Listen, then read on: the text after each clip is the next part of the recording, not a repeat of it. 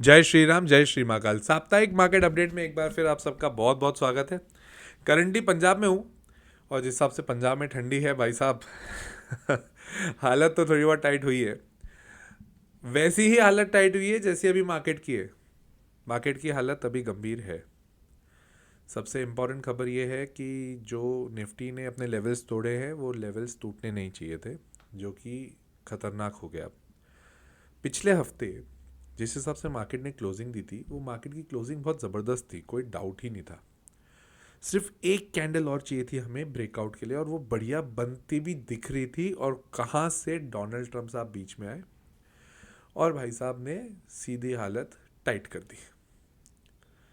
अब रही बात वेनेजुला वाला अटैक। वेनेजुला अटैक के बाद में मार्केट में अनरेस्ट के बाद में अब ईरान में जो चीज़ें चल रही है उसके ऊपर बातचीत। और तो और ट्रम्प साहब ने वापस ये बोला है ईरान के लिए कि भाई साहब कि अगर वहाँ पर डेथ्स हुई तो हम लोग भी इन्वेट करना चालू कर देंगे। ये सारी चीज़ें जो चल रही हैं, इसने वापस मार्केट की जो नस है उसको थोड़ा सा दबा दिया है, और वो दबाया अच्छी जगह नहीं है, दिक्कत देगा। रही बात किस हिसाब से हमें मार्केट को अब देखना चाहिए, ये अब बहुत कंसर्निंग हो जाएगा आप लोगों के लिए, मेरे लिए, सबके लिए। गोल्ड और सिल्वर के प्राइसेस वापस भागते हुए दिख सकते हैं, कोई बहुत बड़ी बात नहीं है, और वापस नए लाइफ हाई को टच करे, कोई बहुत बड़ी बात नहीं है। निफ्टी की अगर मैं बात करूं तो निफ्टी में अब जो प्रॉब्लम है वो ये है कि अगर 25,500 और 25,450 के नीचे अगर गई निफ्टी तो हमें एक अच्छा खासा डिप और मिल सकता है। होगा वो बाइंग अपॉर्चुनिटी, पर पोर्टफोलियो की हालत पहले वो टाइट करेगा, फिर लोगों के पास उतने पैसे भी तो बचे। तो ये कंसर्निंग पॉइंट है। वेनेजुला वाला जो अटैक था, और अगर आप अभी देखेंगे ईरान में जितना प्रोटेस्ट चल रहा है उसका इम्पैक्ट क्या है।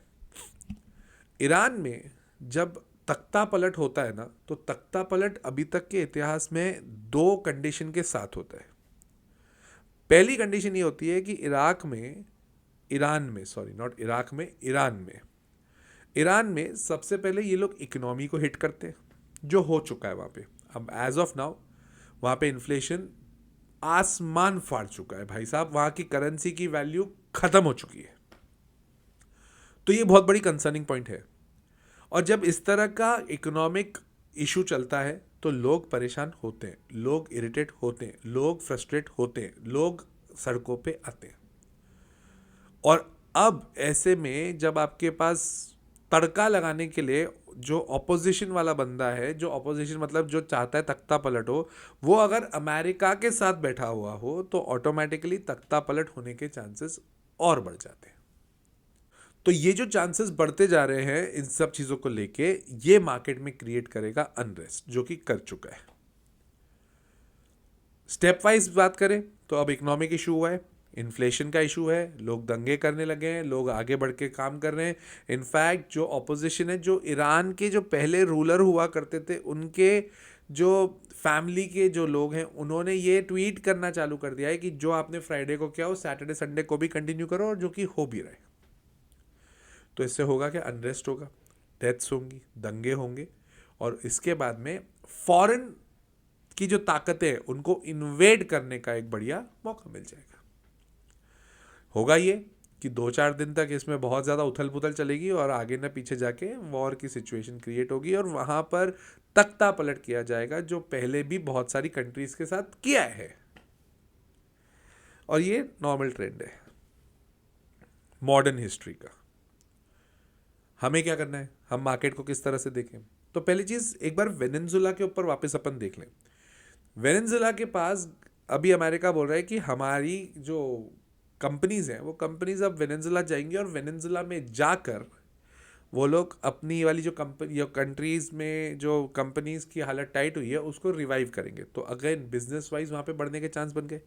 वेनेजुला का जो स्टॉक मार्केट है वो भाग रहा है ऊपर यार, चल नहीं रहा है, भाग रहा है।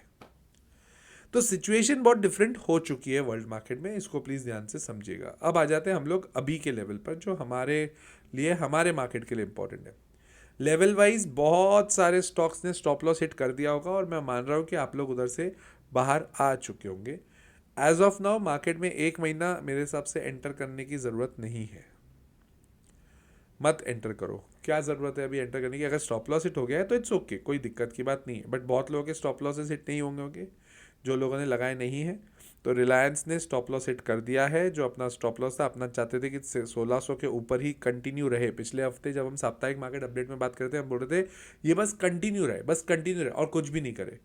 तो स्टॉप लॉस जा चुका है। एसबीआई का स्टॉप लॉस अभी भी बचा है, और एसबीआई का अगर आप चार्ट देखोगे ना तो आपको दिखेगा टॉप पे जाके एक ग्रेवस्टोन डोजी बनाया है। मैं आपको दिखाता हूँ स्क्रीन पर, ये जिसको बोलते हैं ग्रेवस्टोन डोजी। अब अगर वीकली पे टॉप पे जाके ग्रेवस्टोन डोजी बनाया है तो वो डेंजरस टॉपिक है, वो डेंजरस है। अगर कल परसों में एस बी आई 990 के नीचे चलता है तो थोड़ा डर बनेगा, थोड़ा ध्यान रखिएगा। HDFC अपना स्टॉप लॉस लास्ट अपने 920 के अपने स्टॉप लॉस पे है, उसके अलावा तो नीचे थोड़ा दिक्कत आएगा।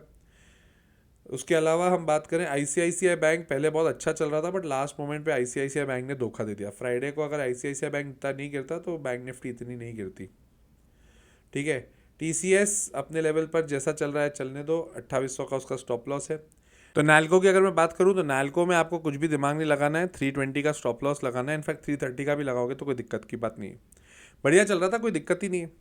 नैल्को के बाद में अगर हम बात करें NBCC, तो NBCC ने अच्छा खासा फॉल दे दिया। ये मैंने लास्ट वीक भी कहा था 130 के ऊपर जाएगा तभी तेज होगा, अगला वहाँ से पलट गया। ठीक है, ऐसे बहुत सारे स्टॉक्स पटले, कोई बहुत बड़ी बात नहीं आई। This week was not the normal week, this week was something which was very devastating. In fact अच्छा वीक बिल्कुल भी नहीं था। मसगांव डॉक जो अपना पिछले हफ्ते का स्टॉप लॉस था सेम है, अभी भी वही रहेगा। मेटल स्टॉक्स थोड़े से स्टेबल रहे, अदरवाइज तो क्या ही हालत हुई है। हाँ, अगर आप देखेंगे हिंदुस्तान एरोनॉटिक्स लिमिटेड तो 4200 का स्टॉप लॉस। हिंद कॉपर जिन लोगों के पास है बढ़िया चल रहा है अभी, मेरे हिसाब से अगर ये 480 के नीचे नहीं जाता है तो ये वापस तेज़ी पकड़ेगा।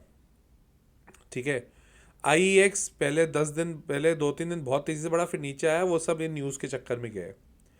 इस वीक की न्यूज़ ने ना हालत सबकी बहुत टाइट करी है। रेलवेज प्लीज़ अवॉइड, अभी जो भी कंपनीज हैं जब तक अब बजट के पहले और जब तक वॉर की क्लैरिटी किसी में नहीं आती तब तक हमें बहुत ज़्यादा एंटर करने का मेरे हिसाब से सोचना नहीं चाहिए।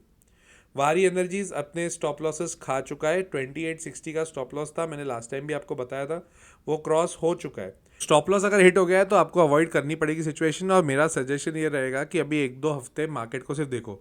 बजट भी आने वाला है, कायदे से प्री बजट रैली एक मिलनी चाहिए, बट अगर 25,500 के नीचे जाती है निफ्टी तो वो थोड़ा सा पेन और दे सकती है।